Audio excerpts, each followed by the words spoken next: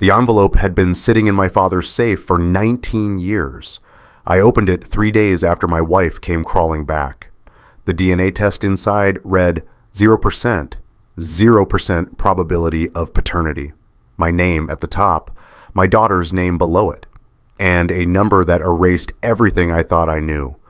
But to understand why I'm holding this, you need to know what she did 5 years ago. April 2019, Tuesday.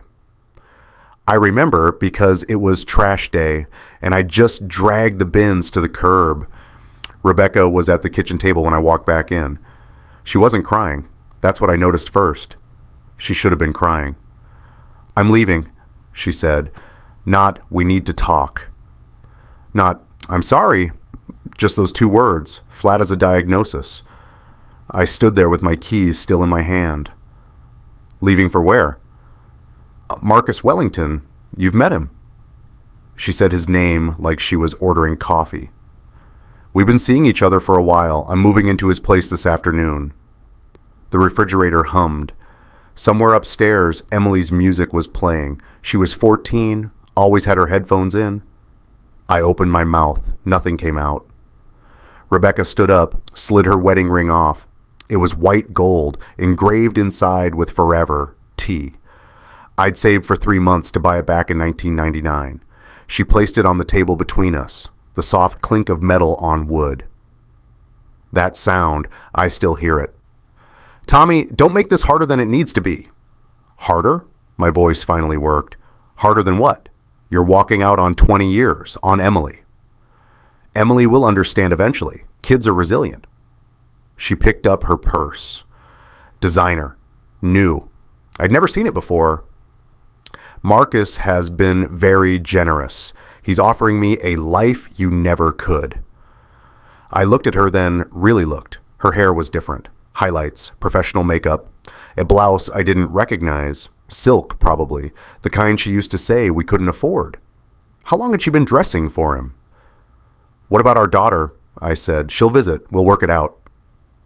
Rebecca walked toward the door. She didn't look back. Not at me. Not at the drawing stuck to the fridge with a magnet. Emily's from when she was 4.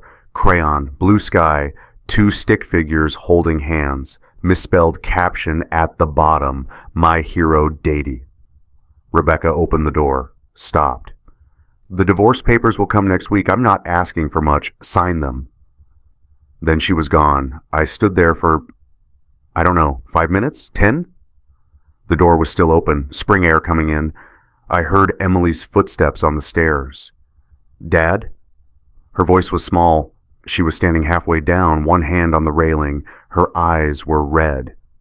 "Was that Mom? Where did she go?" I should have lied. I should have said your mother had an errand. She'll be back. But I couldn't. "She's leaving, Em. She's..." My throat closed up. Emily came down the rest of the stairs. 14 years old, still wearing her soccer jersey from practice. She walked past me, looked out the open door at the empty driveway, then closed it. Soft click of the latch. "It's okay, Dad," she said, but her chin was trembling. "We don't need her." I pulled her into a hug. She held on tight, the way she used to when she was little, and had nightmares. We stood there in the entryway while the refrigerator kept humming and her mother's ring sat on the table like a piece of evidence. If you've ever watched someone you love become a stranger, if you've ever had your entire world rewritten in 5 minutes, you know there's no preparing for it. You just stand there, and then you figure out how to breathe again. The first year was a controlled demolition. That's the only way I can describe it. Everything came down in sequence: marriage, finances, sleep. The lawyers wanted $3,000 up front. I didn't have it. I borrowed from my brother. Rebecca's attorney was expensive. Marcus was paying for it, obviously. They drew up papers that gave her nothing and asked for nothing. No alimony, no custody fight. She signed away her rights like she was canceling a gym membership. The divorce was final by October 2019, 6 months, start to finish. Emily stopped talking about her mother by Christmas, just stopped. I'd ask if she wanted to call Rebecca, and she'd shake her head. "I'm good, Dad." Then she'd go back to her homework, or her phone, or staring at the wall. Her grades slipped. Not dramatically. B's became C's.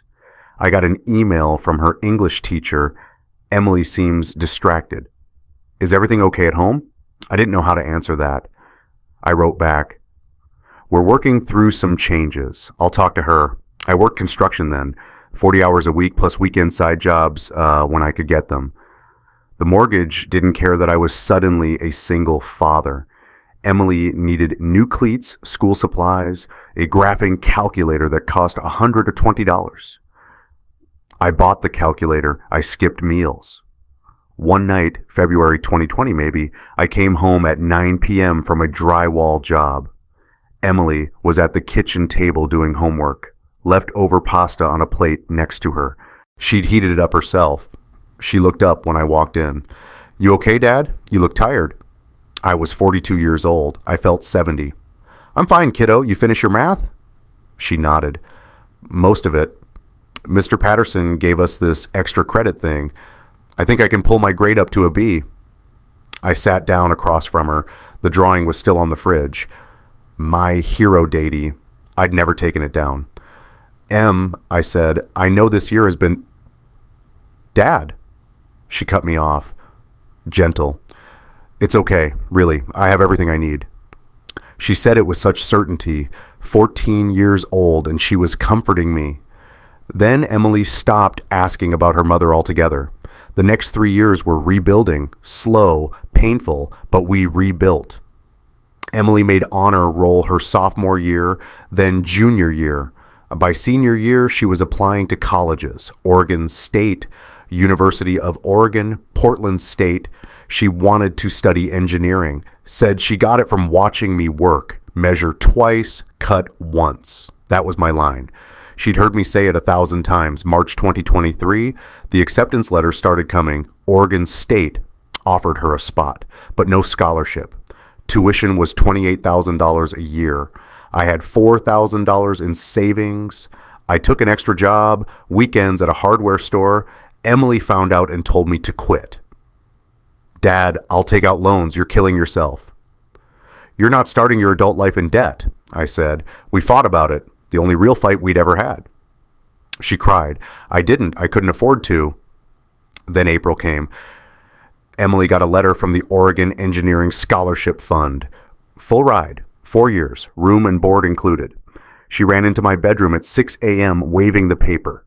Dad! Dad, I got it. I got the scholarship. I read the letter 3 times to make sure it was real. Congratulations, Emily Harper. Based on your academic achievement and demonstrated financial need. We did it, I said. You did it, Dad. She hugged me. You kept us going. She started college that fall, moved into the dorms. I helped her carry boxes up 3 flights of stairs. Her roommates seemed nice, engineering major too. When it was time to leave, Emily walked me back to my truck. You going to be okay? She asked. Me? Em, I'm fine. You're the one starting college. She smiled. I'm going to make you proud. You already do, I said, and I meant it, every word. She drew me another picture before I left. Not crayon this time, charcoal, clean lines. Same composition as the one from when she was 4. 2 figures, one tall, one shorter, both smiling. She handed it to me folded in half. Don't open it until you get home, she said. I didn't. I waited until I was back in the kitchen, unfolded it at the table. The caption at the bottom, in her neat handwriting, family of 2. I put it on the fridge, next to the old one. She got the scholarship. We were going to be okay. That's what I thought. November 2023. My father had been sick for 2 years. Alzheimer's, stage 4. Most days he didn't know who I was. Called me by my uncle's name. Asked where my mother was. She'd been dead since 2011. But some days he was clear, sharp, like the fog lifted for an hour and he came back. It happened on a Wednesday. I was at the nursing home for my weekly visit. Brought him butterscotch candies, the kind he used to keep in his pocket when I was a kid. He was sitting by the window when I walked in. He turned, looked at me, and said my name. Tommy. Not my uncle's name. Mine. Hey, Dad. I sat down. How you feeling?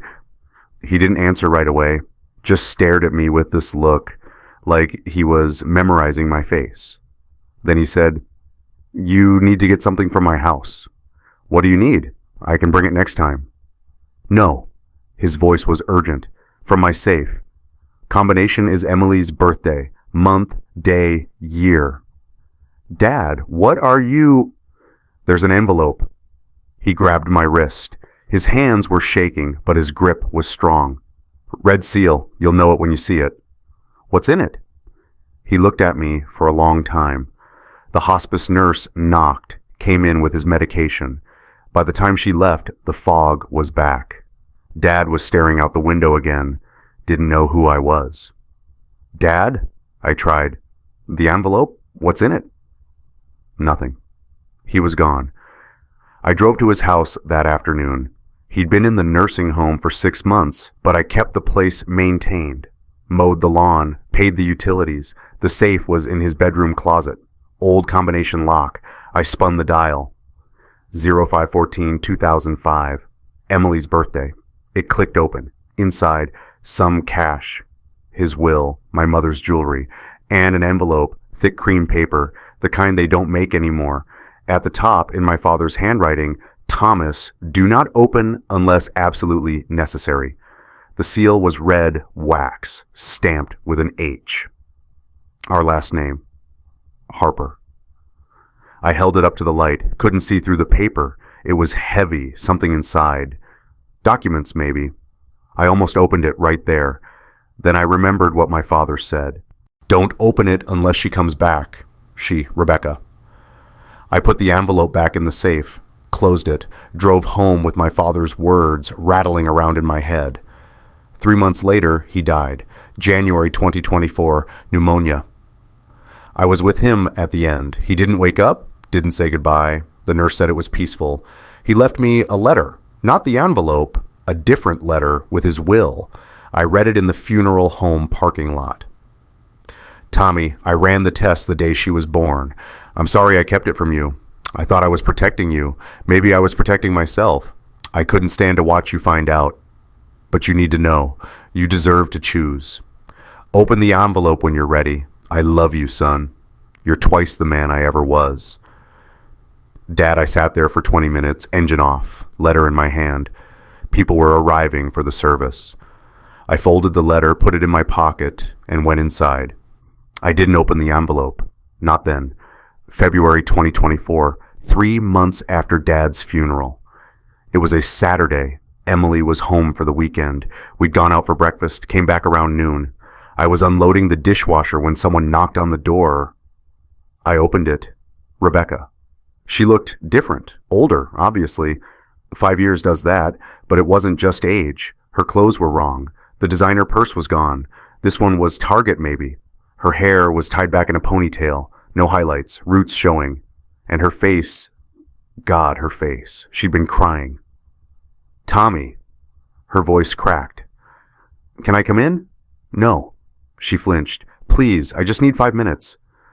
"You walked out 5 years ago, Rebecca. You don't get 5 minutes."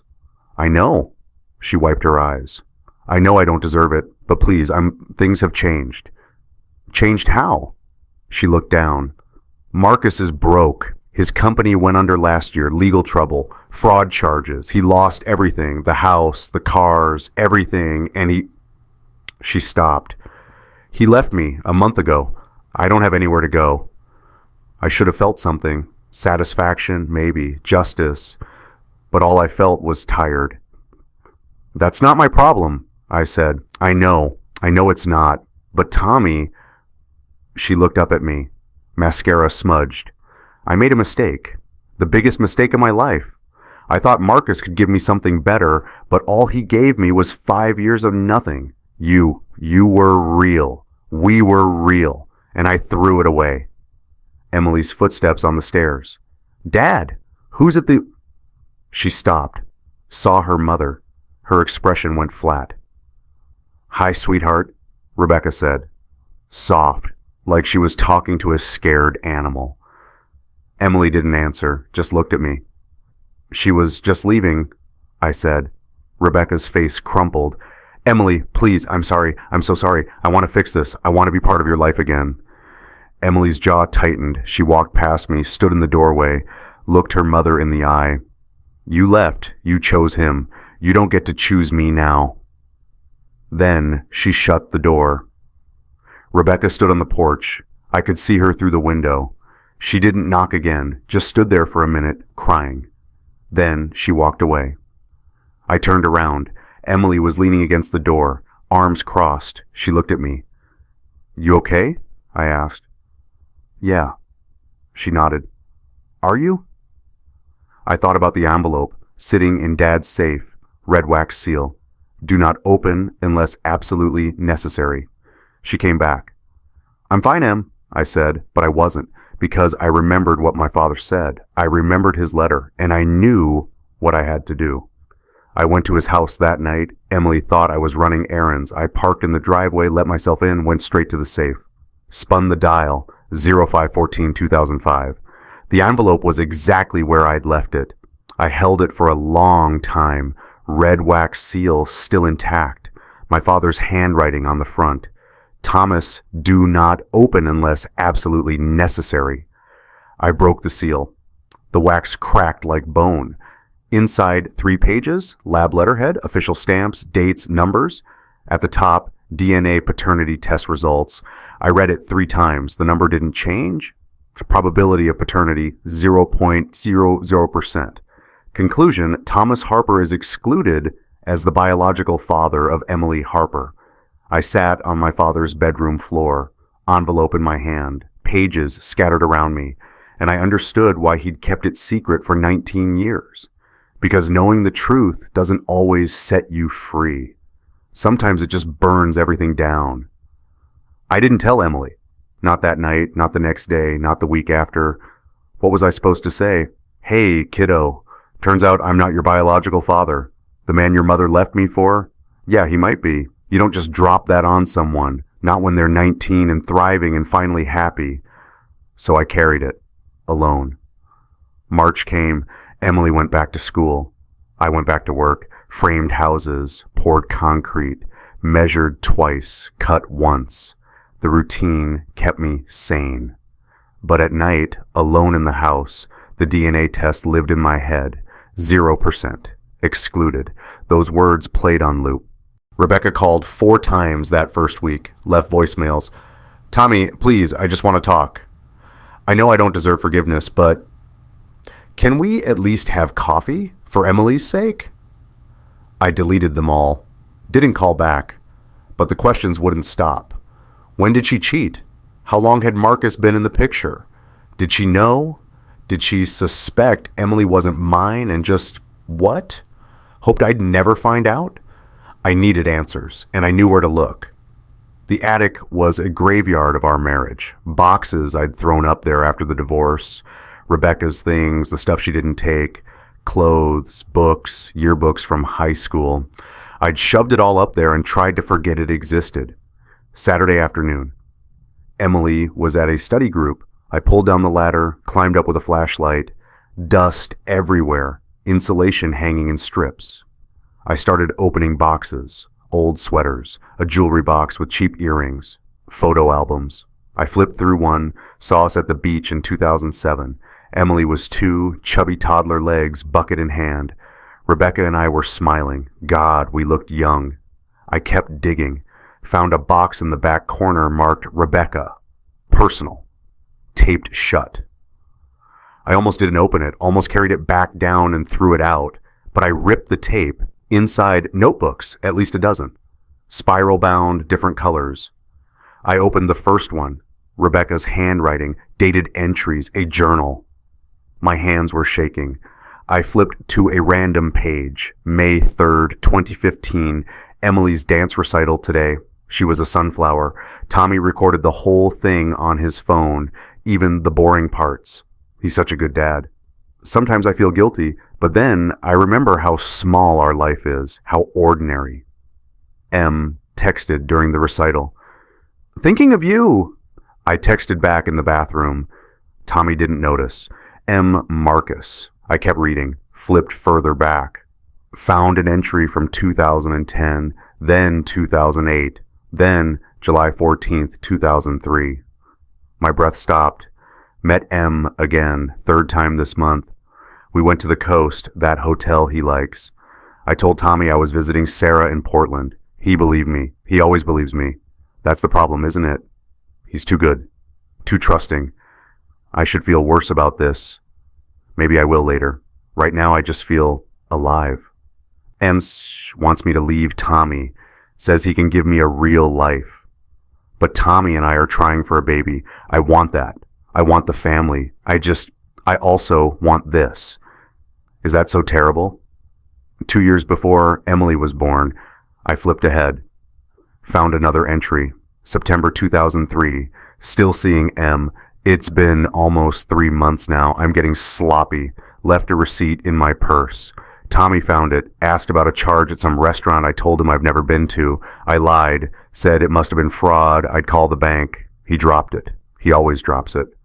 November 2003. Haven't seen M in 2 weeks. He's upset I won't leave Tommy, but I can't. Not yet. Tommy would give me nothing in a divorce. No house, no money, nothing. I need to wait. M doesn't understand that. December 2004. I'm pregnant. Finally. Tommy cried when I told him. Happy tears. He's been wanting this for so long. I'm happy too. This will fix things. M and I haven't seen each other in months. This is a fresh start. I turned the page. My hands were numb. July 18th, 2005. Emily is 1 month old. She's perfect. Tommy is obsessed with her. He barely sleeps, just watches her in the crib. His dad, Daniel, came by yesterday. He seemed strange, kept staring at Emily, asked if she looks like me or Tommy. I said both. He didn't smile, just nodded and left. Tommy said his dad's been acting weird lately. I don't care. I'm too tired. August 2005. M called. First time in over a year. He saw me at the grocery store with Emily, asked to meet. I said no. He said, she has my eyes, Becca. I hung up. What does he know? Tommy is her father. That's all that matters. I dropped the journal. She knew. Or she suspected. And she just, what? Decided it didn't matter? I picked up another journal, more recent. 2017, saw M again at the parent-teacher conference. He's there with his wife. She teaches at the high school. We made eye contact. He smiled. Tommy didn't notice. He never notices. M texted me after. Coffee? I said yes, I shouldn't have. But God, it felt good to be wanted again. It's been a year. Tommy doesn't know. How could he? He's at work 60 hours a week. I tell him I have book club, yoga, errands. He believes me. M and I are talking about a future. Real this time. He's getting a divorce. Says I should too. I'm thinking about it. The last entry was dated March 2019, 1 month before she left. I told Tommy. Not about M, not about the affair. Just that I'm leaving. He looked destroyed. I almost stayed. Almost. But then I thought about the house M bought. The car. The life he's offering. I'm 40 years old. This is my last chance to be happy. Emily will understand eventually. Kids are resilient. And Tommy? He'll find someone else. Someone who actually loves him the way he deserves. Because I don't. I haven't in years. I sat in the attic with the journal in my lap. The light bulb overhead flickered. Dust particles floated through the beam. I could hear the house settling, that creak the floorboards make. 20 years.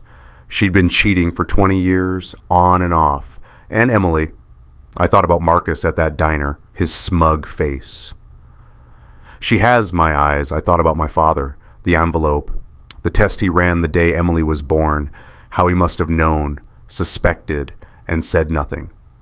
And I thought about Emily, 19 years old, studying engineering, drawing pictures for her dad, calling me every Sunday to check in.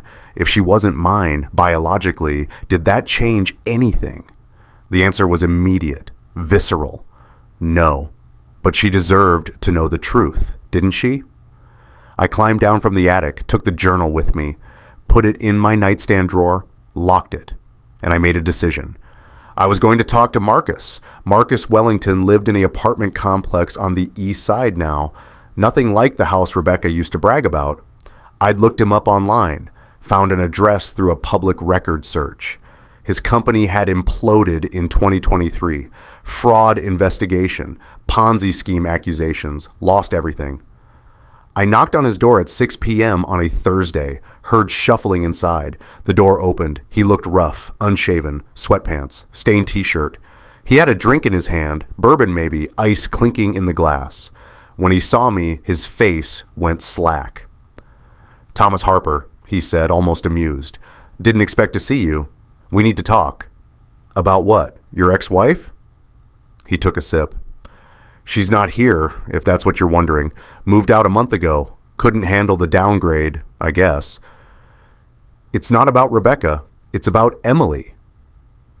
Something flickered across his face. He stepped back. "Come in, then." The apartment was a disaster. Empty bottles on the counter, mail piled on the table, the smell of old takeout. Marcus gestured to a couch. I didn't sit. "You knew," I said, "you knew Emily might be yours." He didn't deny it, just leaned against the wall. "I suspected." "Suspected, that's it?" "What do you want me to say, Thomas? Yeah, Rebecca and I had an affair. Yeah, the timing lined up, but I never did a test. Never asked. Why would I? You were raising her, doing a fine job from what I heard." "You told Rebecca, though." "She has my eyes." He laughed, sharp, bitter. "I said a lot of things to Rebecca. She said a lot of things to me. Most of it was bullshit." "Did you love her?" "Love?" Marcus swirled his drink. "No, I liked her. She was fun, easy, and she wanted out of her boring life. I could give her that for a while." "And when you couldn't?" "She left, same as she'd done to you." He drained his glass. "I'm not the villain here, Thomas. I didn't force her to cheat. I didn't force her to leave. She made her choices, same as you and me." "You destroyed my family." "No." He set the glass down, hard.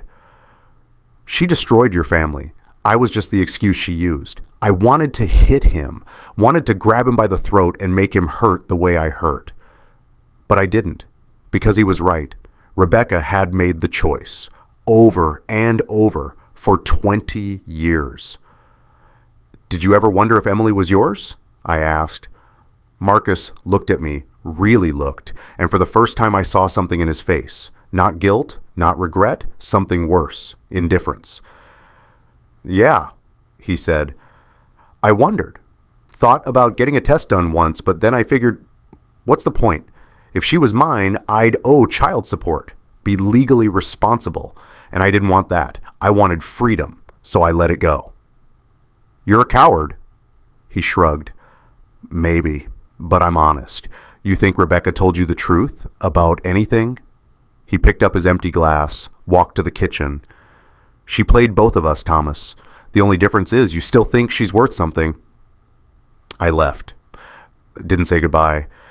Got in my truck and drove until I couldn't see the apartment complex in my rearview mirror. Marcus was right about one thing. Rebecca had lied about everything. The affair, Emily, the 20 years we'd spent together. All of it was built on a foundation of lies. But he was wrong about one thing too. Emily was worth everything. I reread my father's letter that night, the one he'd left with his will. "Tommy, I ran the test the day she was born. I'm sorry I kept it from you. I thought I was protecting you. Maybe I was protecting myself. I couldn't stand to watch you find out. But you need to know. You deserve to choose. Open the envelope when you're ready. I love you, son. You're twice the man I ever was." I sat at the kitchen table, letter in my hand. The red envelope, empty now, seal broken, sat next to it. Pages of the DNA test spread out. Official stamps, lab signatures, numbers that couldn't be argued with, 0%. I thought about the first time I held Emily. July 2005, 19 years ago. She'd been so small, 6 pounds, 4 ounces. The nurse placed her in my arms and she'd opened her eyes, dark blue, unfocused, and looked at me. I remember thinking, this is it. This is what I was made for. Didn't matter that she looked more like Rebecca. Didn't matter that my father had acted strange, that Marcus had made comments, that deep down maybe I'd always wondered. She was mine, from that moment, forever. But now Rebecca was back, and the secret my father had kept, the truth he'd tried to spare me from, was demanding a choice. Tell Emily or don't. If I told her, it would shatter her world. She'd question everything, who she was, where she came from, whether I'd stayed out of love or obligation. If I didn't tell her, I'd be lying. The same way Rebecca had lied. The same way my father had lied by keeping silent. I folded the letter, put it back in the envelope, looked at the test results one more time. Probability of paternity 0.00%. And I thought, does this change anything? No, it didn't. But Emily deserved the choice to know. I just wasn't ready to take that from her yet. Months passed. Spring became summer. Emily came home for break in June, worked at a coffee shop downtown, saved money for textbooks. Rebecca called every few weeks. I never answered. She started texting, "Please, Tommy, I'm trying to get my life together. Can we talk? I know I messed up. Let me make it right. Emily won't return my calls. Please tell her I love her. Delete, delete, delete." August. Emily went back to school. I kept working, kept living. The journal stayed in my nightstand. The DNA test stayed in the safe. And the secret sat in my chest like a stone. September, October, then November came, and everything fell apart.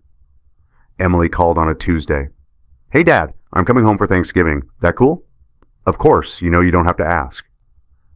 "Okay, good, because I kind of already booked the bus." She laughed. "Love you. See you Wednesday." Wednesday afternoon, I picked her up from the station. She looked good, healthy, happy, hugged me tight when she got in the truck. "How's school?" I asked. "Brutal, but good. I think I aced my thermodynamics midterm." "That's my girl."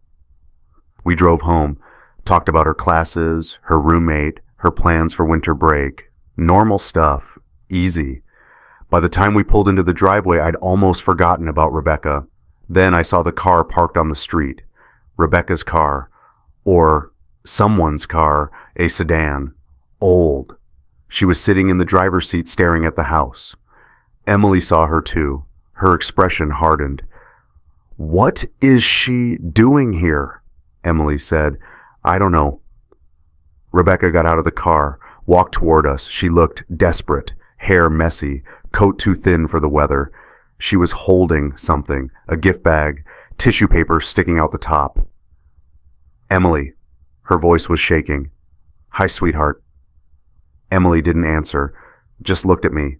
"Rebecca," I said, "you need to leave." "Please, it's Thanksgiving. She held out the bag. "I brought Emily a gift. I don't want your gift," Emily said, flat. Rebecca's face crumpled. "Honey, please. I know I hurt you. I know I don't deserve forgiveness, but I'm your mother." "You're not my mother," Emily said.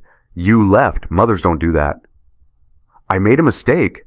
"A mistake is forgetting to pick someone up from school. You abandoned us." Rebecca looked at me, eyes pleading. "Tommy, please, tell her." "Tell her what?" I said. "That you're sorry? That you regret it? She knows. We all know. It doesn't change anything." "I've lost everything." Rebecca's voice broke. "Marcus is gone. My friends won't talk to me. I don't have anyone. You're all I have left." Emily stepped forward. I'd never seen her look so cold. "You had us," Emily said, "for 20 years. You had a family, a husband who loved you, a daughter who needed you, and you threw it away for money. So no, you don't get to come back now that he's broke. You don't get to pretend you care." Rebecca dropped the gift bag. Tissue paper scattered on the driveway. "I do care," she whispered. "I always cared." "Then why did you leave?" Emily's voice cracked. "Why did you never call? Why did you sign away your rights like I was nothing?" Rebecca opened her mouth. Nothing came out.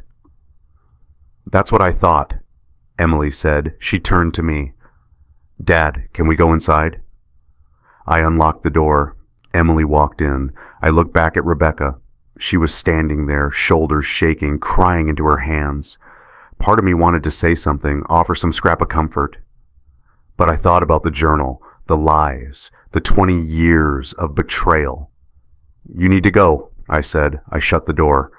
Inside, Emily was standing in the kitchen, arms crossed, staring at the fridge. The old drawing was still there, My Hero Deity.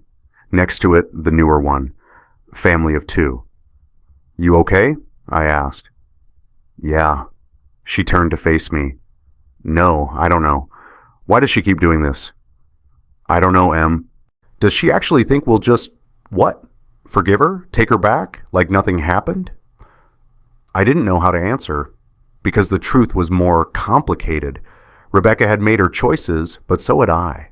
I'd kept secrets, hidden the journal, hidden the DNA test. Emily deserved better. Better than Rebecca. Better than me. "Your mom made mistakes," I said carefully. "A lot of them, but..." "Don't defend her, Dad." "I'm not. I'm just..." I stopped, took a breath.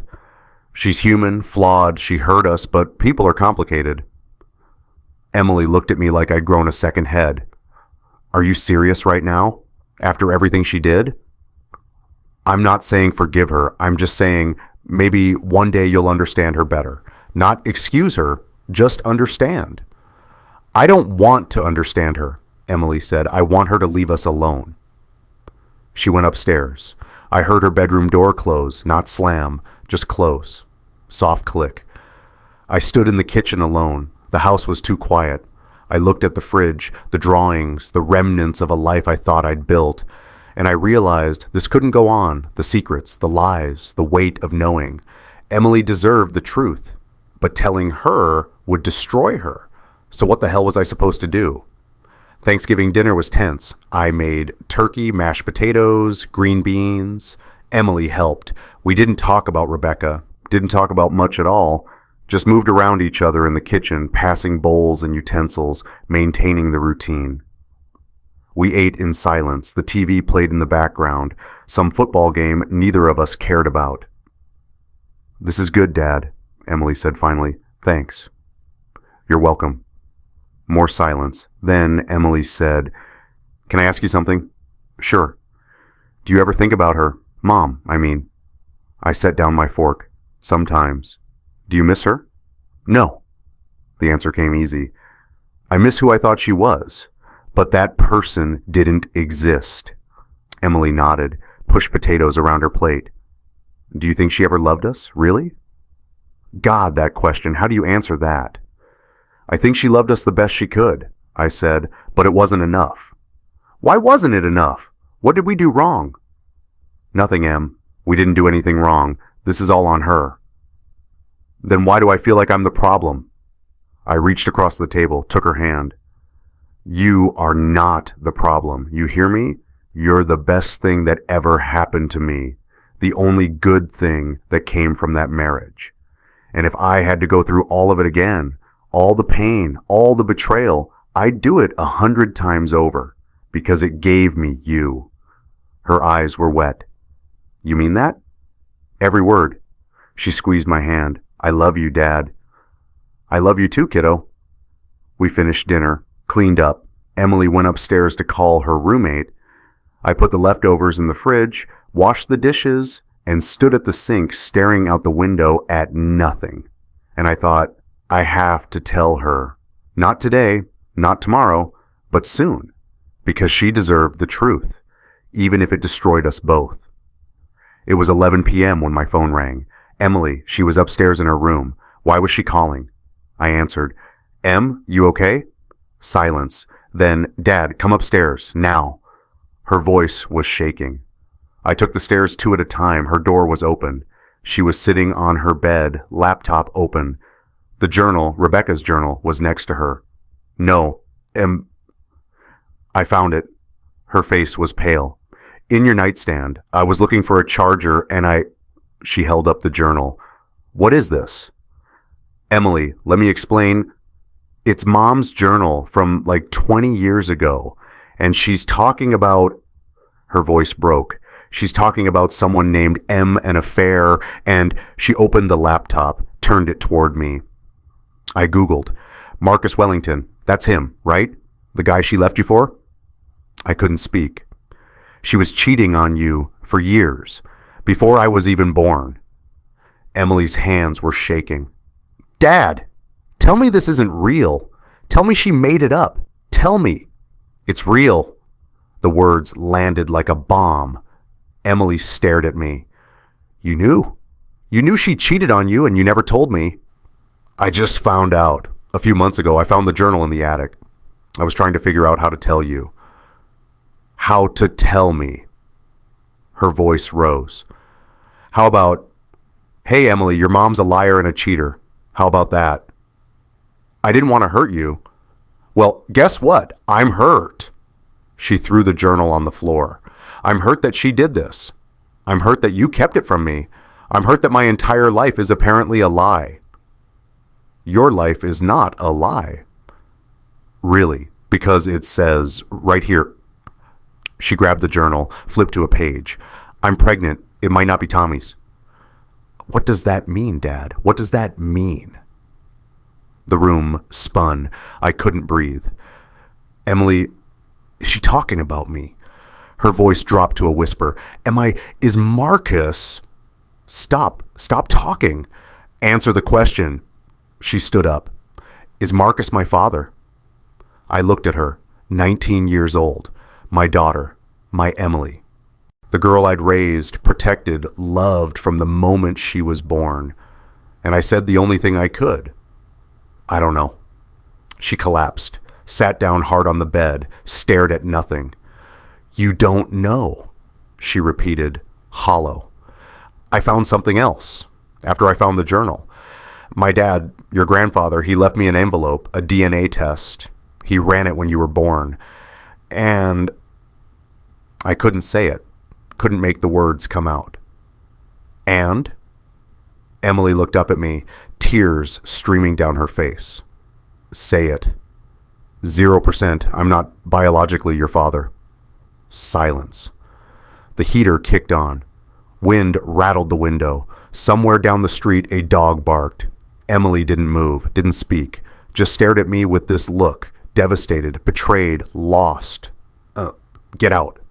Emily, please. Get out! She screamed it. Get out, get out, get out. I left, closed the door behind me, stood in the hallway listening to her sob. And I thought, I should have burned that journal. I should have burned the DNA test. I should have let the secret die with my father. But it was too late. The truth was out, and there was no taking it back. Emily didn't come out of her room for 3 hours. I sat at the kitchen table, didn't turn on the lights, just sat there in the dark, listening to the house settle, waiting for something, anything, to tell me what to do next. Around 2 a.m., I heard her door open, footsteps on the stairs. She appeared in the kitchen doorway, eyes red, face blotchy. She'd been crying the whole time. We need to talk, she said. Okay.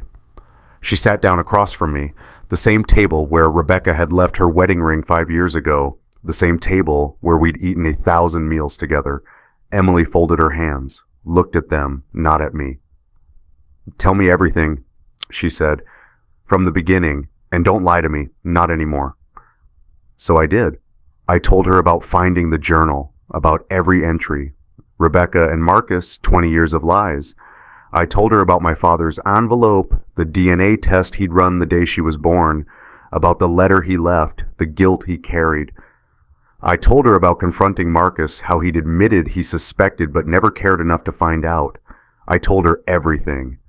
When I finished, Emily was quiet for a long time. Then she said, "Can I see it?"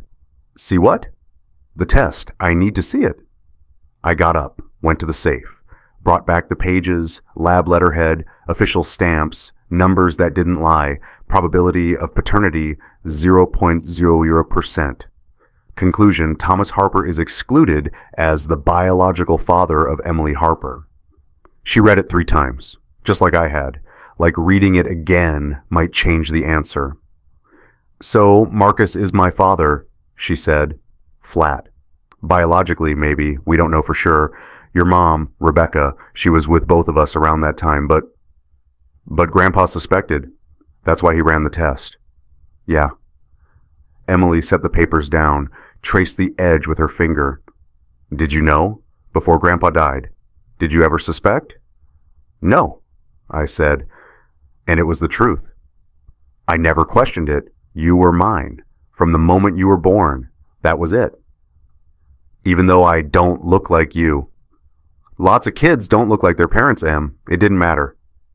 It matters now, her voice cracked, because I spent 19 years thinking I knew who I was. And I don't know anything. I reached across the table. She pulled back.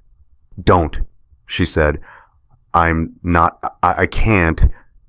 She covered her face with her hands. I don't even know what to call you. Are you my dad? What am I supposed to say? The question hit like a knife. I'm whatever you need me to be, I said. That's not an answer. Then here's your answer.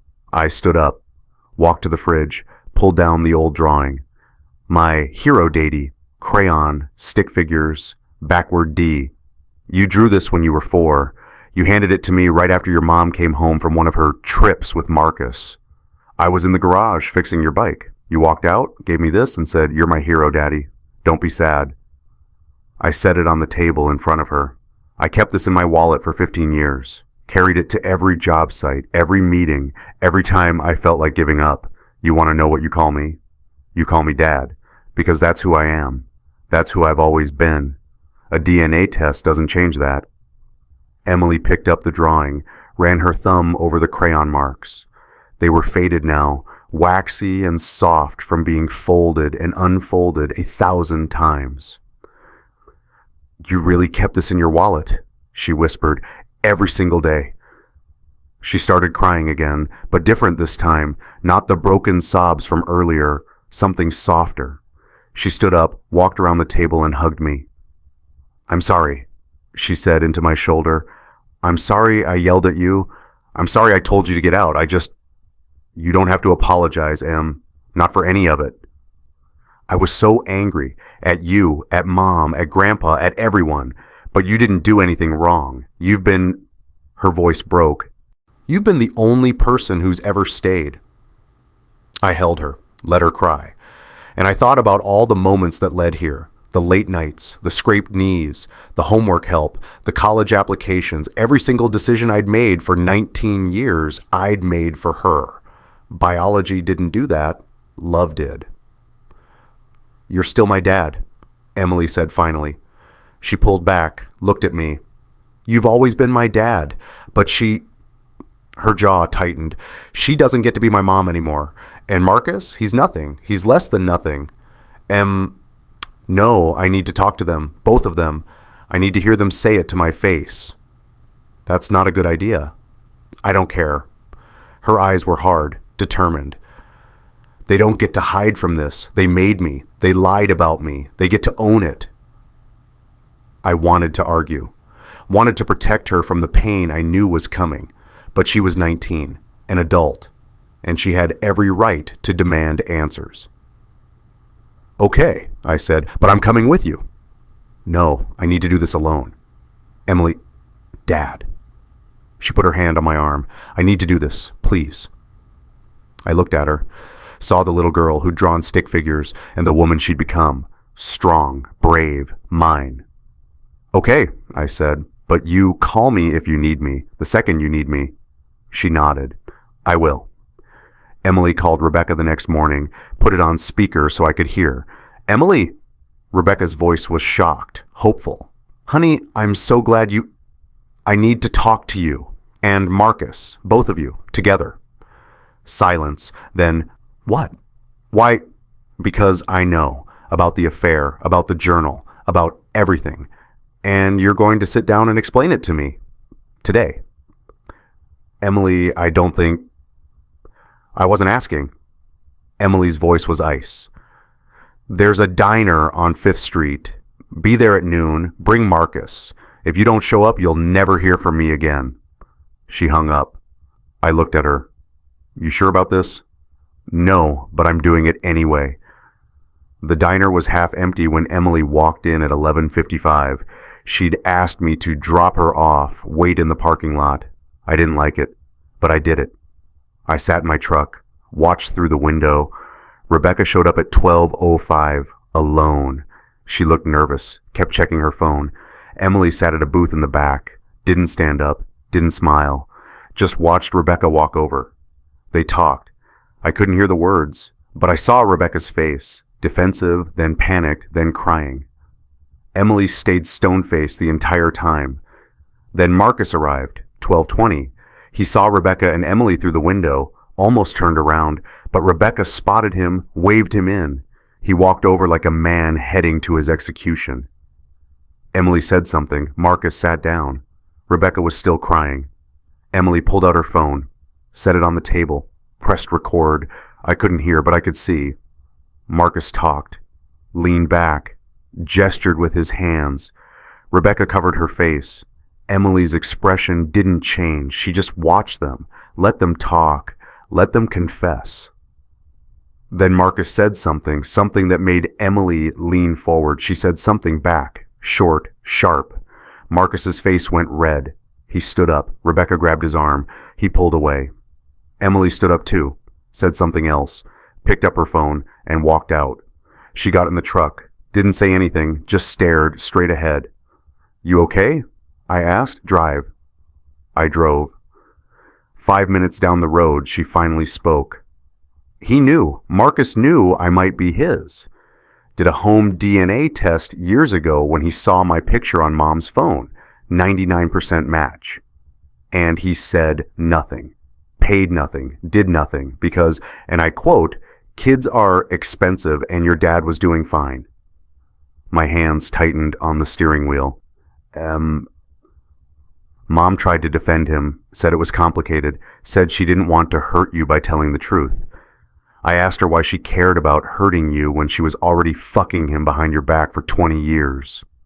Emily's voice was shaking. She didn't have an answer for that. "What did you say?" I told her she's not my mother, that she gave up that right when she walked out. And I told Marcus he's not my father. He's just the man who got my mom pregnant and then abandoned me. She looked at me. Then I told them both I'm pressing charges. I nearly swerved off the road. "What?" "For fraud. Emotional damages. I don't know if it'll stick, but I recorded everything. Marcus admitting he knew, Mom admitting she lied. All of it. I'm taking it to a lawyer." "Emily, they don't get to walk away from this, Dad. They destroyed our family. They lied to you for 20 years. They lied to me my entire life. Someone has to hold them accountable." She was right, but the lawyer in my head, the practical part that had survived the divorce, knew it would be ugly, expensive, public. "Are you sure?" I asked. I've never been more sure of anything. I pulled into our driveway, turned off the truck, looked at her. "Then I'm with you, whatever you need." She nodded, grabbed my hand. "I got it recorded, Dad, everything Marcus said. Yeah, I knew she was probably mine. Did a home test years ago, but why would I claim her? Kids are expensive." She played the audio on her phone. Marcus's voice, clear, unmistakable, proof. We hired a lawyer the following Monday. His name was Paul Greenberg, 30 years experience in family law. He listened to Emily's story, reviewed the DNA test, listened to the recording. When she finished, he sat back in his chair. "This is a complicated case," he said, "but there's merit here. Paternity fraud, intentional infliction of emotional distress. And if Marcus knew and deliberately avoided financial responsibility, that's a separate issue." "Can we win?" Emily asked. "Win? Maybe. Make their lives hell? Absolutely." Good enough. We filed in January 2025. The documents were public record. Small town. Word spread fast. Rebecca called me 3 days after the filing. I didn't answer. She left a voicemail. "Tommy, please, you have to stop her. This is going to destroy me. I'll lose my job. I'll lose everything. Please, I'm begging you." I deleted it. Marcus's lawyer reached out, wanted to settle. Paul shut that down immediately. My client wants her day in court, he said. She wants the truth on record. The hearing was set for late January. The courtroom was smaller than I expected. Wood paneling, fluorescent lights. A judge who looked bored until Paul started presenting evidence. DNA test, journal entries, the recording of Marcus's confession, Rebecca's admission on tape. Every lie documented and time-stamped. Rebecca sat on one side with her lawyer. Cheap suit. Public defender, maybe. She looked small, beaten. She didn't look at Emily once. Marcus didn't show. His lawyer said he was unavailable due to health reasons. The judge wasn't impressed. Let the record show Mr. Wellington has been subpoenaed and has failed to appear, Judge Harrison said. She was in her 60s. Sharp eyes, no-nonsense demeanor. We'll proceed without him. Emily testified first, took the stand, told her story. Growing up thinking Thomas Harper was her father, finding out at 19 that everything was a lie, the journal, the DNA test, the confrontation at the diner. How did it make you feel? Paul asked. When you found out? Like I didn't exist, Emily said. Her voice was steady, strong. Like my whole life was built on lies, and the two people who were supposed to protect me, who were supposed to love me, they chose themselves. Every time. Rebecca's lawyer cross-examined, tried to paint Emily as angry, vindictive. Emily didn't take the bait. My client made mistakes, the lawyer said, but she's still your mother. No, Emily said. She's the woman who gave birth to me. That's biology. Being a mother is something else, and she gave up that right when she abandoned us. The courtroom was silent. Then it was Rebecca's turn. She took the stand, looked at Emily. I'm sorry, sweetheart. I never wanted to hurt you. But you did, Emily said from her seat. For 20 years. The judge shot her a look. Ms. Harper, you'll have your turn. Paul questioned Rebecca, asked about the affair, the timeline, the lies. She admitted most of it, said she wasn't thinking clearly, that she made mistakes. Did you know Marcus Wellington might be Emily's biological father? Paul asked. Rebecca hesitated. I suspected, but I wasn't sure. Did you tell Thomas Harper about your suspicions? No. Why not? Because I loved him. I didn't want to hurt him. But you left him anyway, for Mr. Wellington, the man who might be Emily's biological father. It was complicated. Was it complicated when you signed away your parental rights in the divorce? Was it complicated when you stopped calling your daughter? When you never paid child support? Answer the question, Mrs. Wellington. I thought she'd be better off without me. Rebecca broke down. I thought Tommy would find someone else, someone better, and he'd move on, and Emily would have a real family. I thought I was doing the right thing. By abandoning them. I didn't abandon. You left. You stopped calling. You paid nothing. You contributed nothing for 5 years. That's the definition of abandonment, Mrs. Wellington. Paul entered the journal as evidence. Had Rebecca confirm it was her handwriting, read entries aloud. Met M again. Tommy will never know. He's too trusting. I'm pregnant. It might not be Tommy's. M says she has his eyes. I don't want to think about it. Each entry was a nail in her coffin. Then Paul played the recording. Marcus's voice filled the courtroom. Yeah, I knew she was probably mine.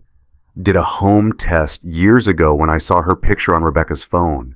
99% match. But why would I claim her? Kids are expensive. Besides, your dad was doing fine. Rebecca's lawyer objected. This recording was obtained without Mr. Wellington's knowledge. Oregon is a one-party consent state, Paul said. Ms. Harper had every right to record her own conversation. The recording is admissible. The judge agreed. When the recording finished, Judge Harrison looked at Rebecca. Mrs. Wellington, you signed away your parental rights in your 2019 divorce.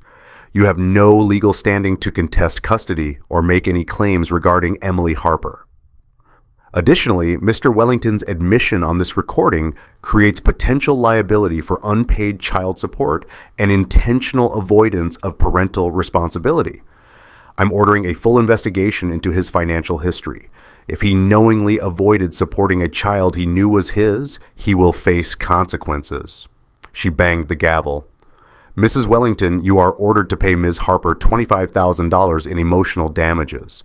Mr. Wellington, when we locate him, will face separate proceedings regarding child support arrears. Court is adjourned. Rebecca collapsed in her seat. Her lawyer had to help her up.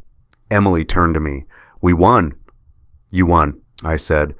She hugged me, and I thought, this is what justice looks like. Not perfect, not pretty, but real. The fallout was immediate. Local news picked up the story. Woman sues mother and biological father over 20-year lie. It went viral in the county. Rebecca's employer, a dental office, let her go. Too much negative attention, they said. Marcus's business partner from the failed company came forward, said Marcus had been cooking the books for years. More investigations, more charges. Rebecca tried calling Emily. Emily blocked her number. Marcus never called. People I hadn't spoken to in years reached out. Friends, co-workers, even Emily's teachers from high school. Everyone had an opinion. You're a good man, Thomas. That woman should be ashamed. Emily's lucky to have you. I didn't respond, didn't need their validation. I had everything I needed sitting at my kitchen table doing her homework. February came. Emily had an appointment at the courthouse. She'd asked me to come. I want to change my name, she said on the drive over. Legally, drop the Wellington. Just be Harper. You don't have to. I know, but I want to. Wellington isn't my name. It was never my name. Rebecca took it when she married Marcus, but I'm not his, I'm yours. She filled out the paperwork, paid the fee. The clerk processed it same day. Legal name change certificate. Former name Emily Rose Wellington, new name Emily Rose Harper. The clerk handed it to her. Congratulations, Miss Harper. Emily stared at the paper, ran her fingers over the raised seal. Then she handed it to me. Emily Rose Harper, I read aloud. Not Wellington, never Wellington, just Harper. She was crying. Happy tears this time. I'm officially your daughter now, she said. You always were, Em. You always were. We drove home, stopped at the DMV. She got a new license, Emily Rose Harper. We took a picture of it. She posted it on social media with one caption, chosen family barcode biology, always. It got 300 likes in an hour. Spring came. Emily went back to school. Life started feeling normal again, or whatever passed for normal now. Rebecca moved away. Idaho, someone said. I didn't check, didn't care.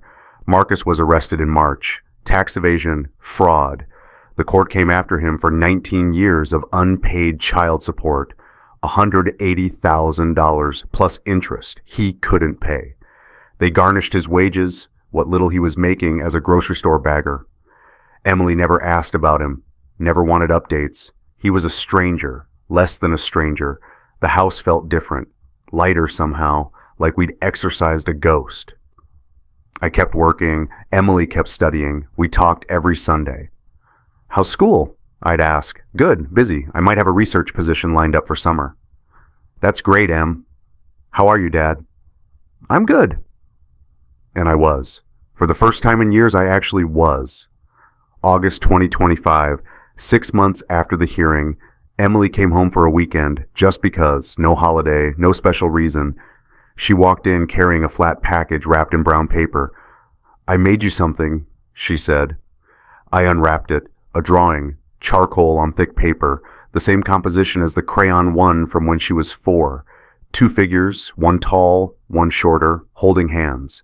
But this one was different, detailed, shaded, professional. At the bottom, in her neat handwriting, my real dad. I couldn't speak. I've been working on it all semester, she said. I wanted to get it right. That old drawing, I don't even remember making it. But this one, I'll remember this one. I hung it next to the old one, two versions of the same moment, 19 years apart. You like it? Emily asked. I love it. We made dinner together. Spaghetti, her favorite. Talked about her classes, her friends, her plans after graduation. Normal stuff. Easy. After dinner, she went upstairs. I stayed in the kitchen, looked at the drawings on the fridge, looked at the empty red envelope sitting on the shelf above the sink. I'd kept it. A reminder.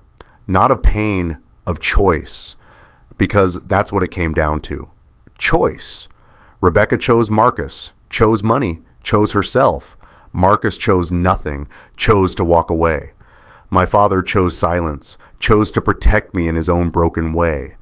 And I chose Emily every single day for 19 years. Not because of biology, because of love. Emily came back downstairs, grabbed her phone. Dad, come here. I want to take a picture. Of what? Us? In front of the fridge with the drawings. She set up her phone on the counter, timer mode, ran over, grabbed my arm, smiled. The camera clicked. She checked the photo. Perfect. She showed me. The two of us. The old drawing. The new drawing. A family. I'm posting this, she said, with a caption. Something about chosen family. You don't have to. I know, but I want to. She typed something, hit share. There, done. The caption. Blood doesn't make family. Loyalty does. Love does. Showing up every single day does. Dad, you're proof of that. Thank you for choosing me every time. Comments started flooding in. Friends, relatives, strangers, all of them saying the same thing.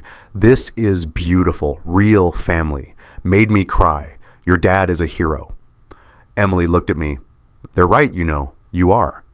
I'm not a hero, Em. I'm just your dad. That's what makes you a hero. That night, after Emily went to bed, I sat at the kitchen table. The house was quiet. I picked up the empty red envelope, turned it over in my hands. The wax seal was broken. The secret was out. The weight was gone. I thought about everything that had happened, the lies, the betrayals, the pain. And I thought about Emily's face when she saw that DNA test. The moment her world shattered. But she'd rebuilt it, stronger, better, and she'd chosen me, not because she had to, because she wanted to. I set the envelope down, walked to the fridge, looked at the drawings, old and new, beginning and end, my hero daddy, my real dad, same love, different words. If you found your chosen family, the people who stayed when biology didn't matter, when things got hard, when the truth came out, hold on to them. Tell them, celebrate them, because at the end of the day, that's what family is. Not the DNA test, not the birth certificate, not the name on a legal document. It's the person who shows up, who stays, who chooses you every single day. Emily wasn't my daughter by blood, but she was my daughter by choice. And that's the only DNA test that matters.